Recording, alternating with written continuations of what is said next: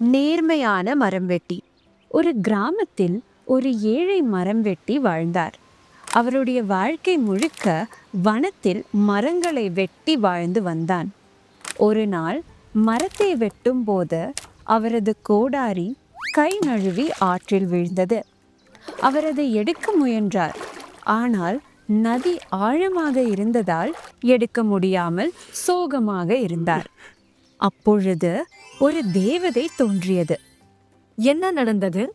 ஏன் சோகமாக இருக்கிறாய் என்று தேவதை கேட்டாள். என்ன நடந்தது என்பதை அவர் விளக்கினார். அப்போது தேவதை ஆற்றில் மூழ்கி ஆற்றிலிருந்து ஒரு தங்க கோடாரியை எடுத்து, இது உன்னுடைய கோடாரியா என்று கேட்டாள். இது என்னுடைய கோடாரி இல்லை என்றார். மீண்டும் கோடாரி எடுக்க ஆற்றுக்குள் சென்றாள். ஆற்றிலிருந்து ஒரு வெள்ளி கோடாரியை எடுத்து அவனிடம் கொடுத்து, இது உன்னுடைய கோடாரியா என்று கேட்டாள்.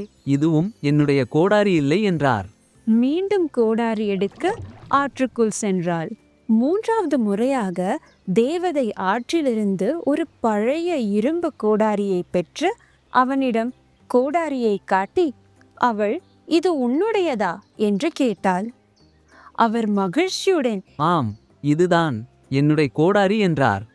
அவள் மிகவும் மகிழ்ச்சியுடன் தங்கம், வெள்ளி மற்றும் இரும்பு கோடாரியை அவனது நேர்மைக்காக பரிசாக கொடுத்தாள்.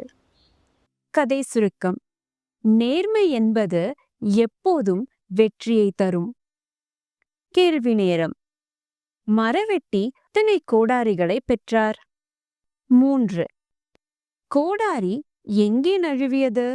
ஆற்றில்.